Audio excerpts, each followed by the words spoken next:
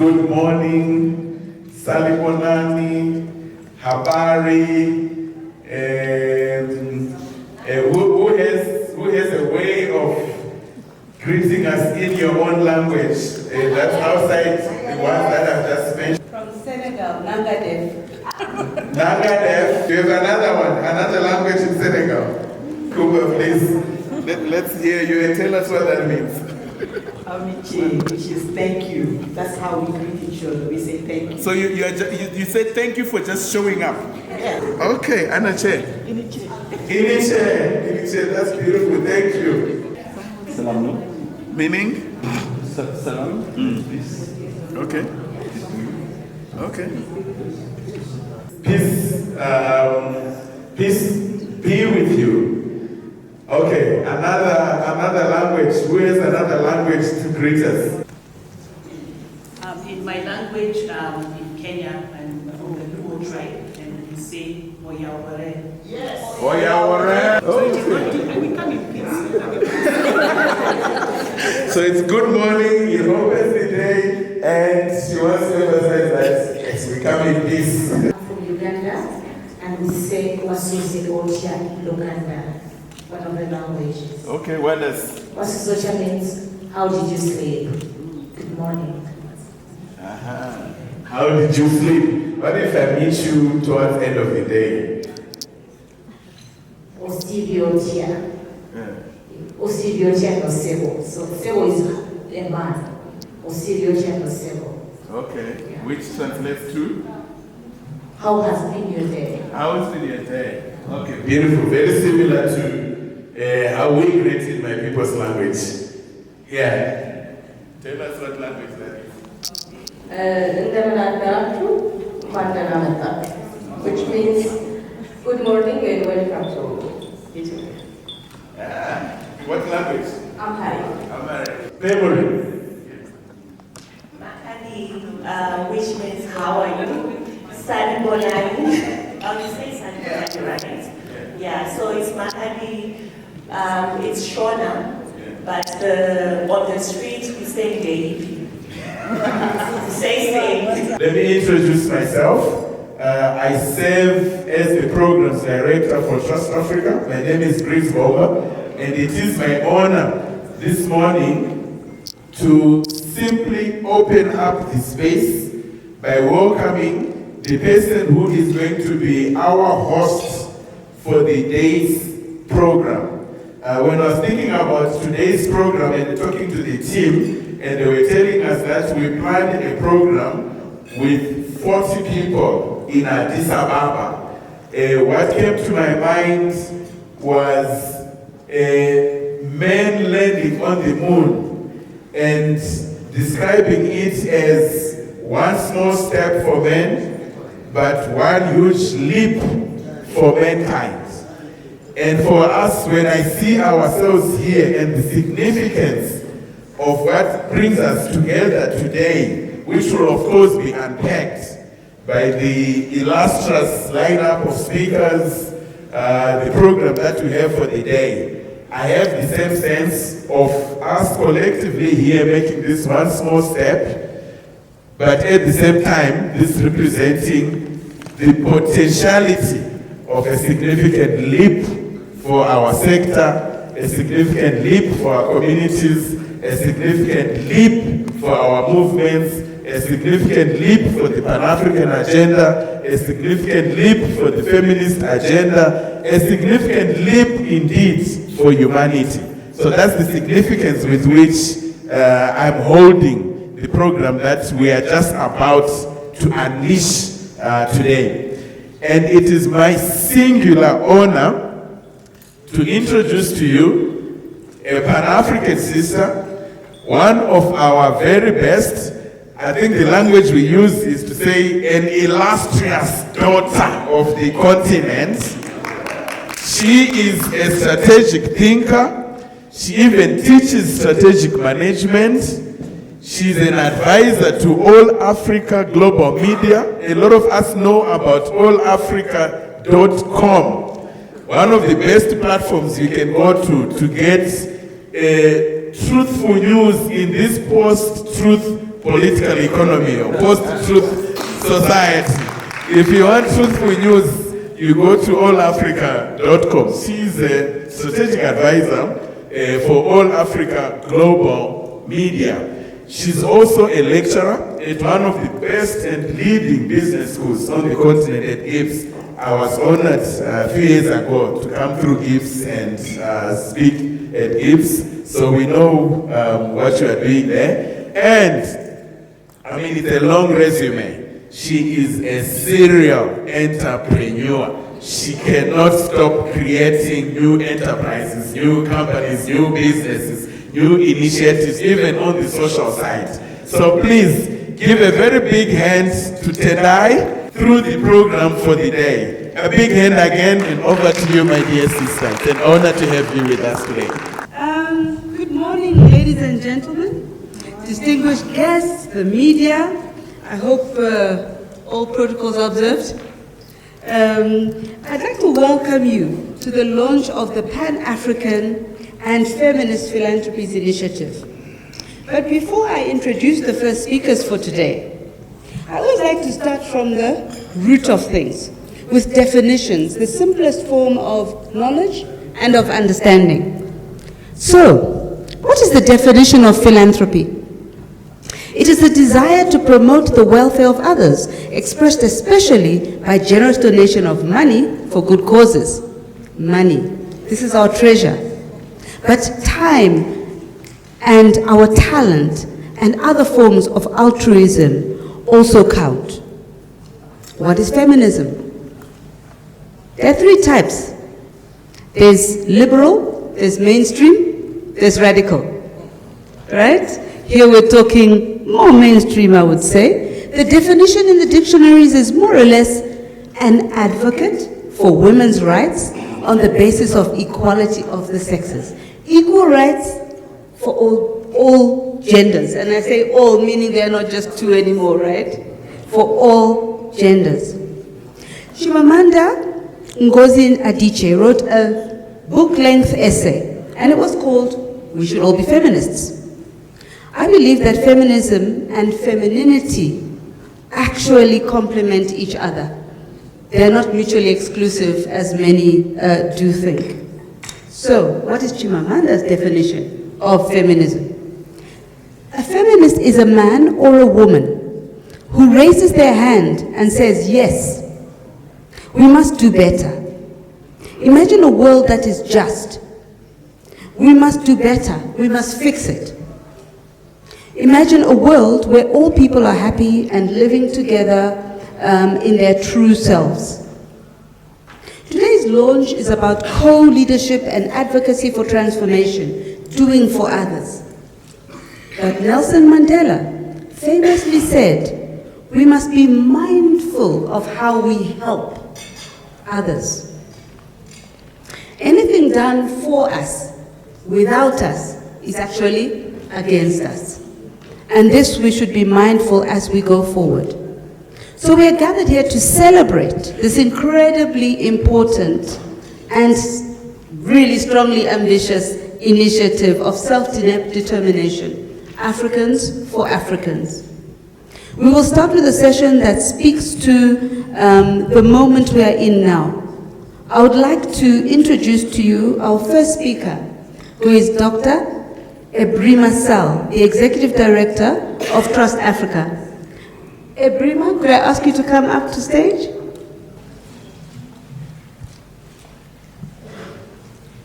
Thank you so much. So as they start to settle, I would like to give just a brief introduction to Dr. Ebrima Sal. So, Dr. Sal is the Trust Africa Executive Director. He is the immediate past executive of CODESRIA, Africa's leading social research unit.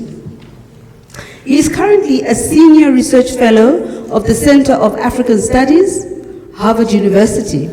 Ebrima is a co-author and editor of several publications on higher education, academic freedom, and social sciences, social movement, citizenship, governance, and of course, post-conflict transitions across our continent.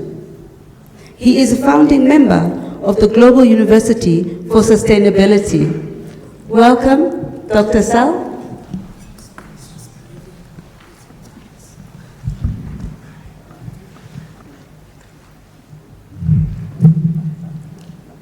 Salam now. Salam Nachu. Dela Adela Chu. That's how far my mind goes. Good morning, everyone. It's a great pleasure seeing you all here. Thank you for coming. A warm welcome to Addis-Ababa, to Ethiopia for those who traveled from afar, and to our Ethiopian friends who are here. I would like to thank you for coming, and special greetings to our board chairs, Kumba and Echino, Trans Africa board chair and Budget Action Fund board chair. And salute my sister and colleague, Nana, the executive executive director of Budget Action Fund. And greetings to everyone here. We have also brought about Zewde, who is a former member of the board of Trans Africa, who is a distinguished professor here at Addis-Ababa University, Professor Asefa, also of Addis-Ababa University, and current board member of Trans Africa. All the people I see in this room, Dr. Adijimobi, who will be giving a keynote speech in a little while, and everyone here, welcome again. It is so nice to see us, coming this far. The conversation began just over a year ago in Dakar, in March 2022, between members of the board of Budget Action Fund who were meeting in Dakar, and who I went to see at their meeting in the hotel, and then we began talking about what they were out there to do, preparing a great event, the Feminist Republic, and discussing the role of philanthropy today, how we could work together to increase it. And from there, the conversation continued. And then we, had several planning sessions. We thought that, look, this is important. This is more than what we should do in a bilateral, at bilateral level. We should open it up. We should bring other organizations, feminist organizations, Pan-African organizations, and our friends in the foundations to talk about this thing seriously. And that's how, from being two organizations, we became a whole movement. Some of whose members are right here. I see Memory heading the executive secretary or executive director, CEO of FAMNET. Stigmata is here, African Philanthropy Network. We have CAPSI, the Center for African Philanthropy and Social Investments in Johannesburg, African Philanthropy Forum. Evans is here, East African Philanthropy Network, Southern Africa Trust, and all the other organizations that are part of this. So it's become literally a movement, that has this ambition of reimagining feminist and Pan-African philanthropies. And the conversation continues. So it's really, really a pleasure having come this far. And we chose this city, Addis-Ababa, where Africa has its prime organization, the African Union, which in some sense is Africa's capital city, to say this is where we want to convene, this is where we want to officially, have this initiative launch. And so here we are.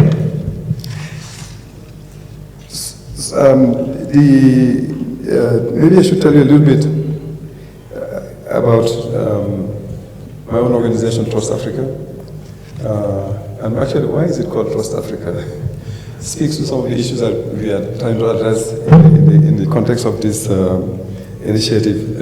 And Professor Bahru Zewde publishes his book on Trust Africa, Codestria, and the African Child Policy Forum. People will learn a lot about the issues there. But Trust Africa was created in 2006 as a Pan-African foundation with the ambition of supporting African agency in addressing the issues that are of importance for the continent and issues that are of importance to the world. from where we are, with our own eyes, not with borrowed lenses. Cabral, the great leader who led the independence movement in Guinea-Bissau and Cape Verde, was the one who was saying always, we should look at the world with our own eyes and think with our own heads. And that has become what the colonial thinkers are saying today. We should look at the world from where we are. A woman, a feminist, looking at issues from where they are is different from a white male entrepreneur sitting in New York or in California. The perspectives will be different.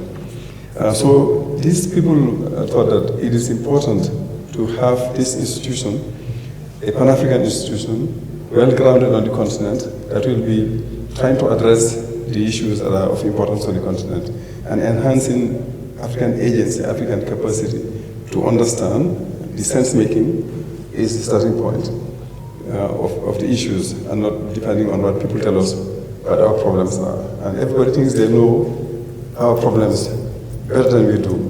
They think they know the solutions to our problems better than we do. They think they should be holding us by the hand and guiding us in what to do. Trust Africa was established to say, look, hey, we can do it, and we will do it, and you need to trust us and trust our capacity to do it. And so this organization has set itself the ambition of supporting civil society, working with African policymakers and all the important actors of African development and change to make sure that we address some of the most pressing challenges that are facing the continent and facing the world today. Climate, you name it. And it works in three areas mainly. Democratic governance, simply promoting democratic governance. Second area is, and that includes justice, includes peace, includes all the things we know about today, shrinking civic space, which is a big issue today all around the continent. And the second area is equitable development and economic justice. And the third area is African philanthropy. Here, I think it's important to pause a little bit. I think Briggs has spoken a little bit to the issue, the definition of philanthropy. Thank you very much, Tendai, for doing that for us and being so eloquent in the way he presented it. African philanthropy is everywhere. We are saying we need to also say, why can we talk about African philanthropy? What makes African philanthropy distinct? What is its distinctive features? Every society has that element of it, helping each other, solidarity. That is not unique to Africa. But we do it in ways that are singular, that are unique. And the terrain is changing so much. So Trans-Africa took it from very early in the day as not only an area of intervention, but also an area of research, and has been the institution that has promoted some of the very first publications on African philanthropy of significance, helping to give and giving to help. This is a seminal publication that everybody should know, edited by Becky Moyo and Professor Tade Aina, who is now with the Massacre Foundation. And from there, Trans-Africa has done a lot supporting African philanthropy, contributing to setting up networks of philanthropic organizations across the continent, and seeding a lot of organizations, Pan-African organizations. And it has continued this work, and one of the things we are doing with some of the organizations I mentioned earlier on, since 2019, is to organize a major African philanthropy conference, where some of the issues we are discussing here have actually also been discussed in part. And the conversation is not new, but we are at a point in time in which we think it's important to take it to another level. And that's what the whole campaign is about, the ambitions that Briggs spoke to. It's about saying, hey, we've been dealing with these issues in small ways, now we need to step up the campaign, we need to move to another level and be more ambitious about what we want to do. We'll come back to that issue in a little while. But the African Philanthropy Conference has become a big event. The first one was held in Johannesburg with the Harvard Center for African Studies, African Philanthropy Forum, Higher Life Foundation, African Philanthropy Network, and Southern Africa Trust at CAPC in Johannesburg. Second one was held virtually because we had COVID in the meantime. And the third one last year, again in Johannesburg, with both online and in-person participation. The next one will be held in Dakar in August. And we are every time bringing in new issues and being bolder in the way we're addressing it and in the way we're going about it. African philanthropy, I think, and that is a sign of what is happening to the philanthropy space on the continent. I think we are becoming much more important, much stronger as a community, and much bolder. 2 weeks ago, we were in Croatia at the FILIA. FILIA is the Philanthropy Europe Association, European Philanthropy Association, if you want to put it in a simple way. And we organized a panel that we sponsored, CAPSI and Trust Africa. CAPSI is the Center for African Philanthropy in Johannesburg. And I think, in all honesty, it was the best panel of the whole conference. We had a room that's as big as this one, that it was full, and people had to stop actually to wait outside, they couldn't all get into the room.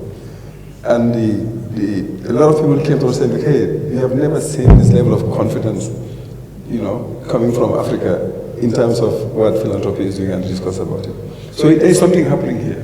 And I think that's what we are going to do, and we have to demonstrate, in the rest of the program of the day here today. We will, address the issues on how we want to move forward, on different fronts and make African philanthropy and feminist philanthropies, because we have to work together, and that's one thing we have learned. The struggle is complex, is big, the challenges are huge.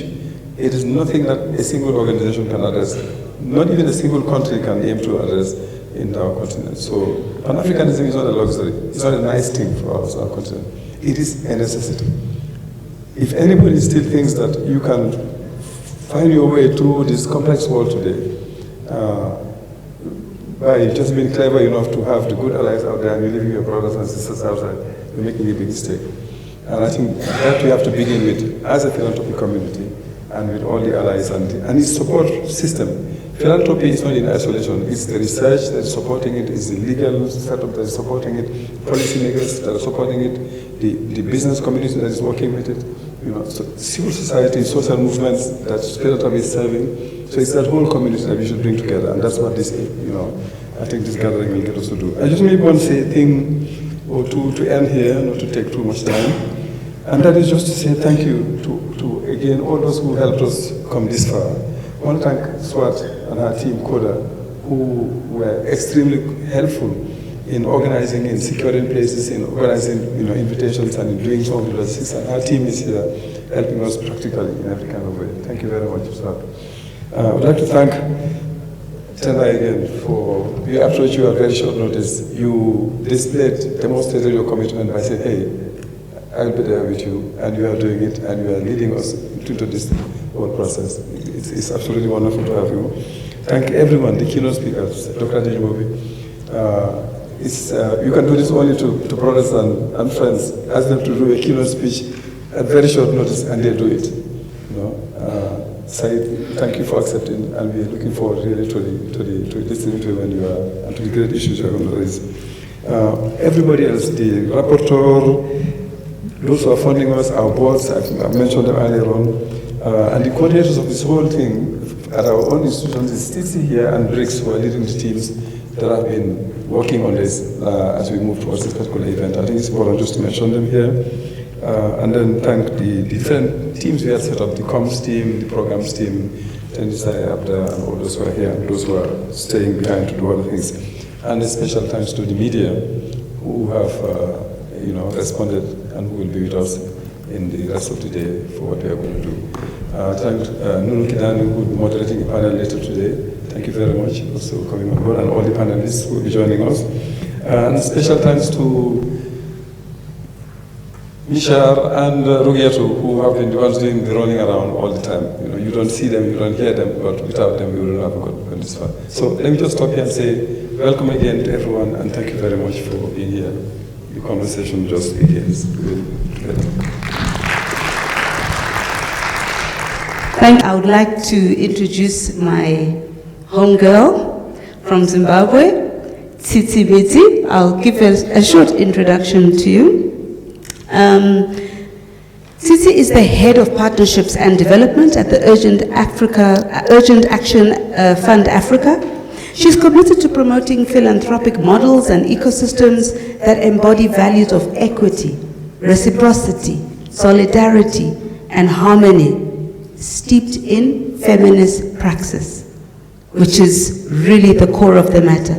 She's a Pan-African feminist who advances Africa-led efforts to ground inclusive, intersectional, political, and feminist agendas for justice, for liberation of all people in Africa and all people of African descent. We must always be mindful of the diaspora, right? She has over 20 years' experience in grant making, managing transnational partnerships, and philanthropic advocacy in Africa. I'd like to introduce you to the stage. Tsitsi Mbitsi, Head of Partnerships and Development, Urgent Action Fund Africa. Thank you very much, Tendai, for that lovely welcome. Thank you so much, Dr. Saul, for really grounding the conversations today in terms of where we are and where we've come from. A very warm welcome to everyone and all protocol observed. I'm really excited to be here. It's a moment that we've been waiting for. We've had, many conversations around how we're actually going to be having this launch today in Addis, and the significance that Dr. Saul spoke about in terms of, why we're actually here in Addis. I'll speak briefly about Urgent Action Fund Africa, why we exist, and why this partnership is very important and crucial. Urgent Action Fund Africa is part of the UAF's ecosystem, where we provide rapid response grant making to feminist movements across the globe. UAF in America was started in 1997, and it was really resource mobilizing for all the crisis that was emerging across the world. It was started by feminists, and some of the feminists were emanating from the African continent. As time progressed, the movement realized that we needed to really ground UAF within Africa. And in 2001, UAF Africa was then established as a direct response to the needs in Africa, but also to ground philanthropy within our African values. We are a Pan-African and feminist fund, which means that we embody the values of Pan-Africanism or feminism when it comes to movement building, when it comes to solidarity, when it comes to challenging power. And as UAF Africa, the rapid response grant making is our core mandate. It drives our work. We respond to women in crisis in Africa when it comes to political crisis, gender-based violence, economic justice, climate change. So our rapid response grant making really anchors our work. And because we are working with movements that are, some of them are not even registered, some are individuals that come to us, it means that we require resources that are flexible, that are nimble, that are able to really respond to the different needs, that cannot be put in a log frame.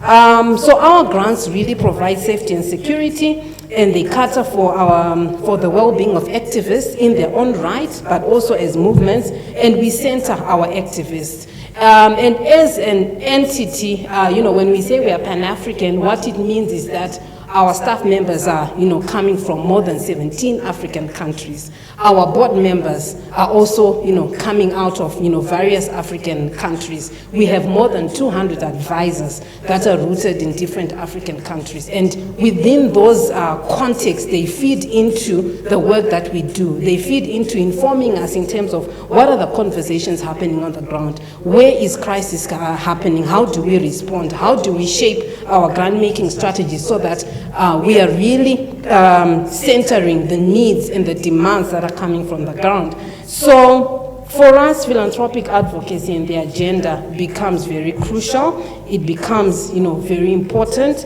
And because our grant-making system is open 24 hours, 365 days a year, it means that we need to push resources to be able to sustain that infrastructure. So when we are then partnering with Trust Africa, we are then grounded by our feminist principles that drive us to fund movements in an intersectional way. So acknowledging the various challenges we are facing in a diverse way, we want to provide flexible funding to the movements, and we want to ensure that beyond grant making, beyond the financial resources, the time, talent, and treasure that Tendai spoke about, we are providing the effective accompaniment support. So ultimately, we want to see equitable, just, and bold partnerships. We are challenging structures of power by giving voice and building partnerships. So part of the initiative's agenda is really looking at how can we challenge the infrastructure that is, in place right now in terms of philanthropy. How can we have a big voice and have women represented within the decisions that are taken when it comes to philanthropy? How to ensure that we are responding in a flexible and agile ways, and that we are speaking of resources beyond the finances that are available.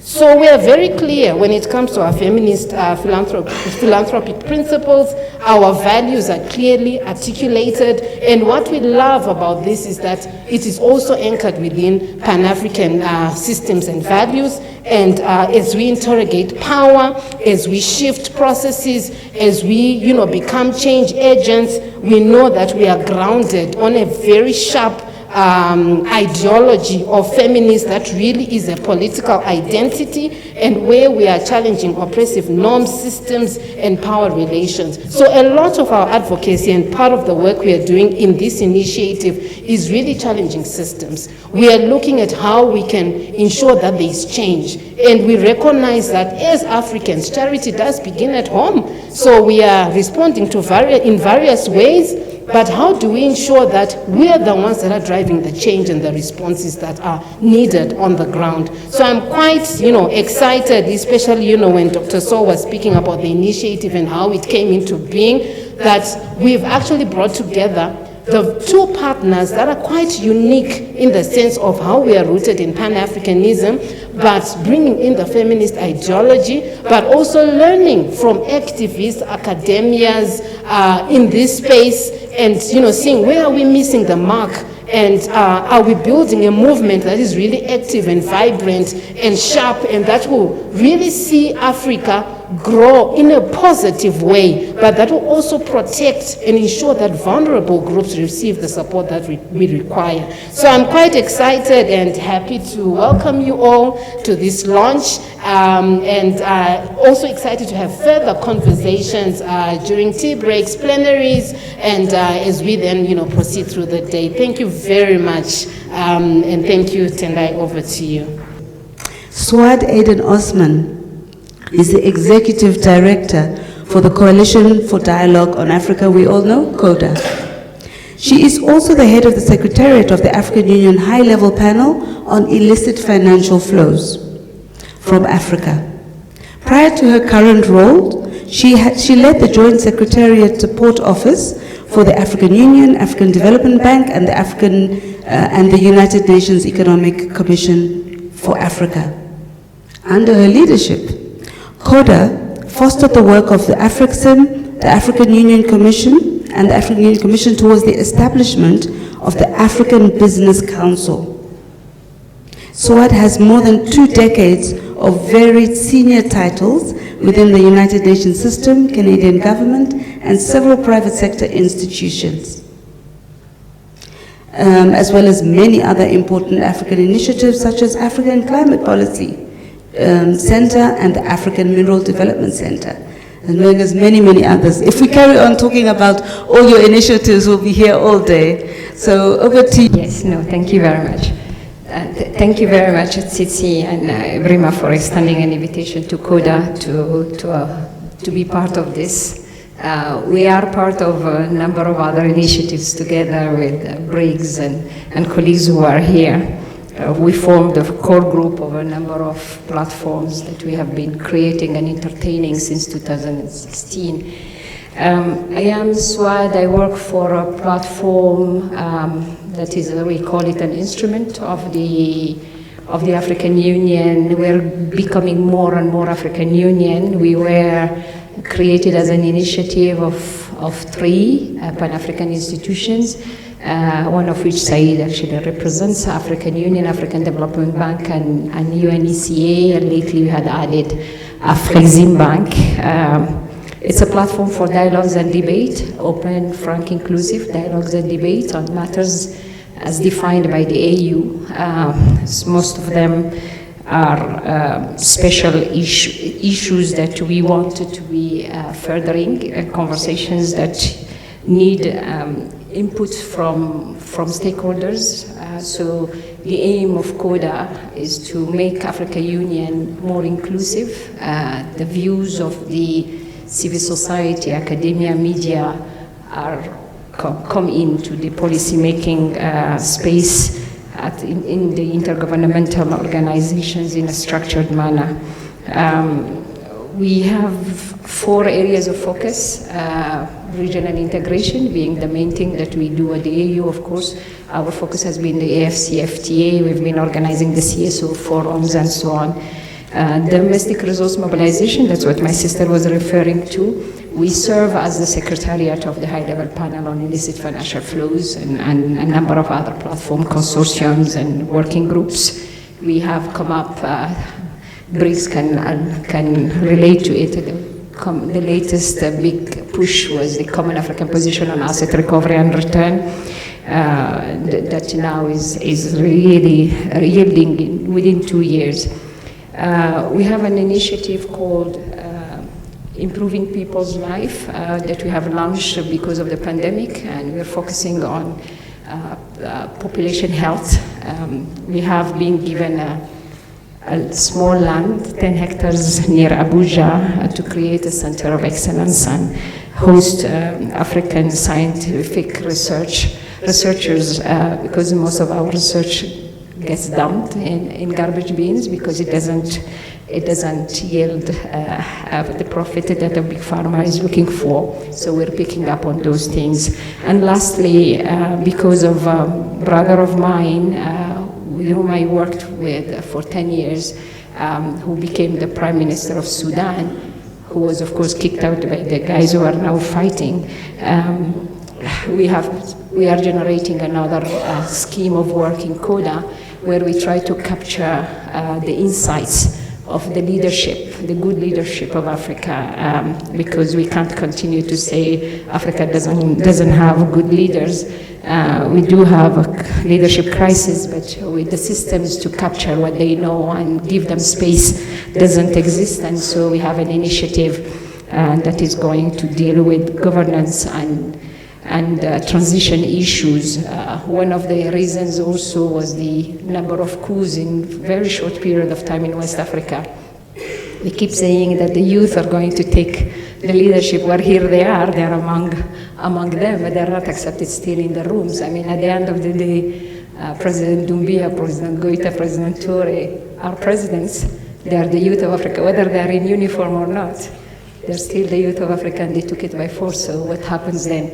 And how do we manage at both sides? When you go from an Hamdok to a Burhan, or when you're going from a Ibeka to... So those kind of conversations that we will not have in normal spaces, CODA creates that space for us. So on this, really, Tsitsi and Ibrima, thank you very much for bringing us in. I do hope, it's my understanding that, and really my desire and hope for this initiative, that African feminist organizations will work collaboratively with other organizations that may not necessarily share the same values and goals. It will be very challenging, of course, and will require careful negotiations and sensitivities, but I think that while you are going to build the necessary partnerships on this, collaborating with organizations and individuals that are not in the same field of work cannot but help the initiative gain access to new funding sources and expand the networks. Certainly CODA is one of them, and we volunteer to to see how we can support.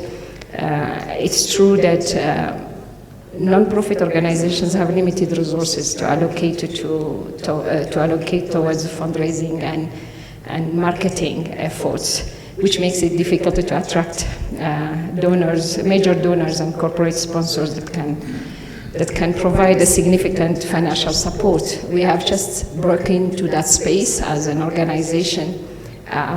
We are now qualified and graduated CODA to the point where we qualify for non-reimbursement loans of big banks. It's a completely different way of working. It really, so to keep your ideology anchored and still try to make sense of what because we will continue to work not to reach our full potential or gain the traction we need to make significant impact, unless, as Ibrima really properly put it, unless we get an organized way in which we deal with this issue. Because whether we like it or not, we face many challenges in our work, but funding is always a challenge. And it cannot only be about covering operational expenses and supporting programs. It really has to be about something else. It has to be about determining what agenda we're pushing for and staying the course. Because at the end of the day, they come hard and down on you when you don't talk the same language.